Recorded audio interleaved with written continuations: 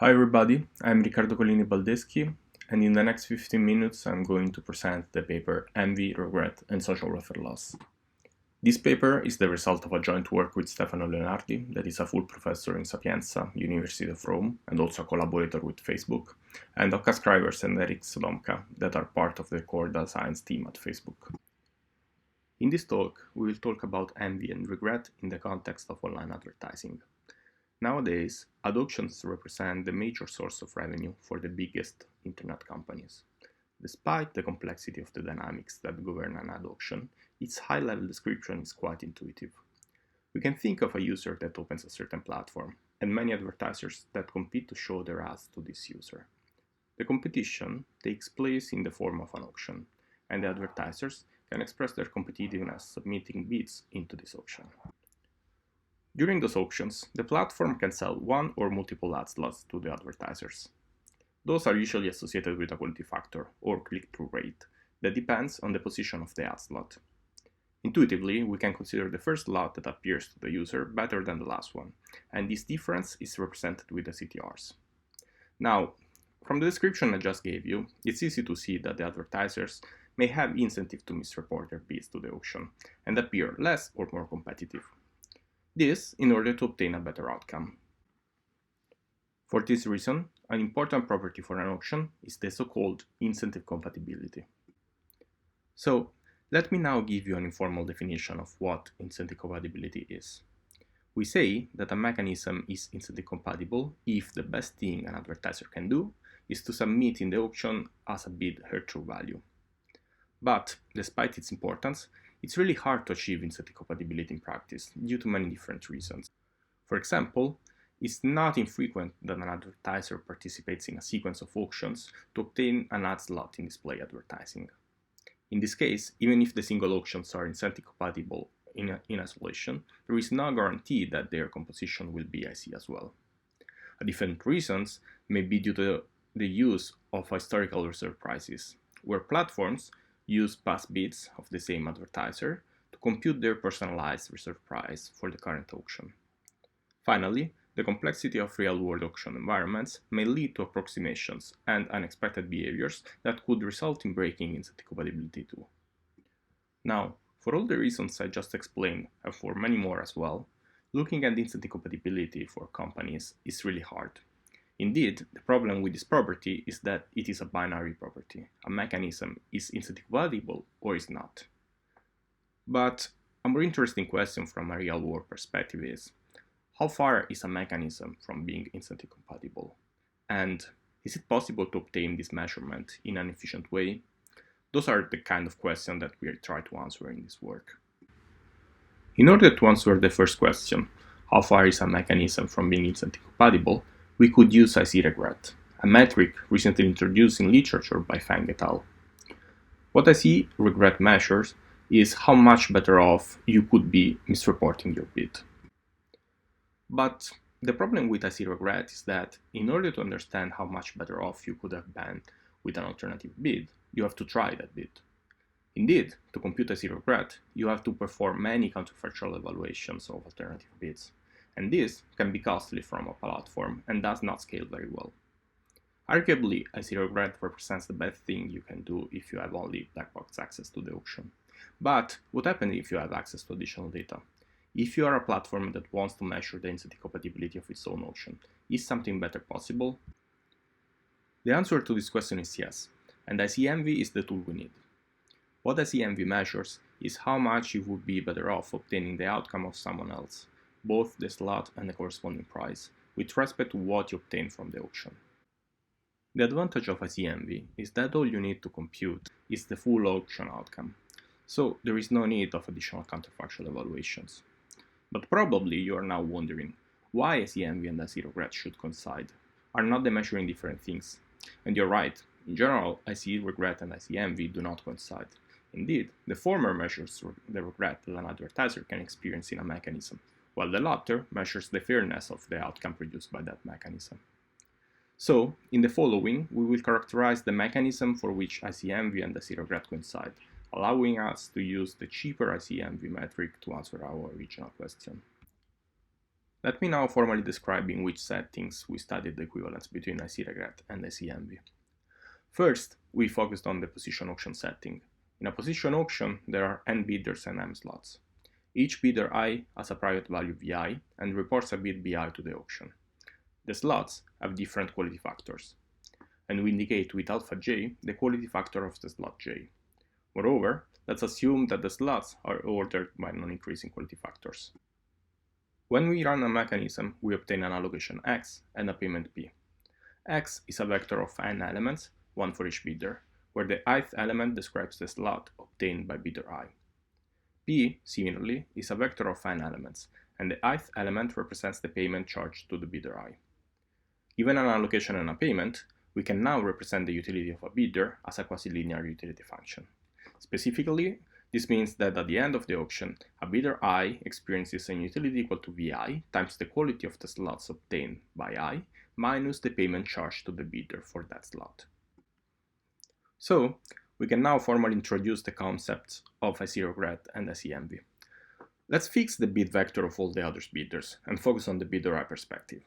IC-regret for bidder I is the maximum difference between the utility that I would experience submitting an alternative bid and the utility obtained by submitting a true value. So, even in this case, you can see that in order to compute IC-regret, you have to submit all the possible bids. Instead, IC-envy is the maximum difference between the utility that I experiences with their slot price pair and the utility that she experiences with any other slot price pairs. Notice how the concept of IC-regret is based on the possibility of reaching alternative outcomes, submitting alternative bids, while the concept of IC-envy fixes an outcome and computes its fairness. So, once again, you can notice how the two concepts generally do not coincide. After the position auction environment, we decided to study the relation between IC-envy and IC-regret in the more general setting of the odd types problem, initially introduced by Colini, Baldeschi et al. In the odd types problem, different advertisers have different quality factors over the slots. So, alpha is now not only dependent on j, the slot, but also on I, the bidder. Notice how, with those more general quality factors, the problem can be fully formalized as a maximum weighted matching problem. So, with respect to those settings, we provided the following results in this paper. In position auction, we proved that IC-envy is equal to IC-regret for a large class of payment rules. In the odd type setting, IC-envy is an upper bound to the IC-regret when using the extended GSP prices, a family of prices that we introduced in this work as well. In position auction, again, IC-envy can be used to bound the social welfare loss when using GSP pricing rule. And finally, IC-envy can be used as a feature to estimate IC-regret for many practical environments not covered by our theoretical results. Let me now dig a bit deeper about the results for the position auction setting and give you an intuition about them. As we said before, in a position auction there are n bidders and m slots. Each slot has a quality factor alpha j, and each bidder reports a single value bid Bi. So, we define a mechanism M as a regular mechanism for position auctions if three conditions hold. The mechanism allocates the best slot to the best bidder, the second best slot to the second best bidder, and so on and so forth. The payment of each bidder can be represented as a weighted sum of the bids reported to the auction. Notice that the coefficients of the weighted sum can be equal to 0, so not all the bids have to be considered. And finally, no one experiences a negative utility at the end of the auction, or in other words, the mechanism is individually rational. It is easy to see that the most famous mechanisms like VCG, GSP, and GFP are regular mechanisms in the position auction setting. Indeed, all of them trivially respect conditions 1 and 3, and in the box below you can see that the prices computed by those mechanisms respect also condition 2. So, based on the definition of regular mechanisms, we are ready to state our main result for the position auction setting. The theorem states that if we have a regular mechanism for position auctions that respect the following three properties, then IC-envy is equal to IC-regret. The three properties are: A, the prices of the bidders are not computed using their own bids. B, the marginal increase in the price is higher than the marginal increase in the value for consecutive slots. And C, all the bids are different. In a different theorem, we also proved that condition A is enough to guarantee that ICMV is an upper bound to IC-regret in position auction. I want to emphasize, once again, how popular mechanisms like GSP satisfy all the conditions of this theorem, and indeed, for them, we have that ICMV is equal to IC-regret. For VCG, everything follows as well, but we already knew that since VCG is an IC mechanism by definition. While for GFP, condition A fails, so we cannot guarantee ICMV equal to IC-regret, nor that ICMV is an upper bound to IC-regret for that mechanism. Before concluding, let me give you a brief overview about the results in the odd-types environment. Let me remind you that in this setting, the quality factor of the slots are dependent on the bidders as well. So, the value of bidder I for slot J can be now represented as VI, the private value of the bidder, times alpha ij, that is the specific quality factor for slot J and bidder I. Let's assume that valuations are private information and quality factors are public knowledge. As we said before, this problem can be formulated as a maximum weighted matching problem, and thus it can be solved running the Hungarian algorithm that can be used to compute the VCG prices together with allocation. So, we know how to compute VCG prices, but what about GSP prices for this setting? In this setting, we focused on GSP pricing schema that satisfy two properties. First, prices are monotonically non-increasing for each bidder. That is a desirable property, since also slots quality factors are non-increasing for each bidder. Second, we want prices that guarantee that ICMV is an upper bound to IC-regret. An example of GSP prices proposed in literature are the threshold prices by Cavallo et al. But threshold prices have the drawback of being non-monotonic, so they don't fall amongst the good pricing schema that we want to consider. So, we propose the extended GSP prices as a good GSP pricing schema.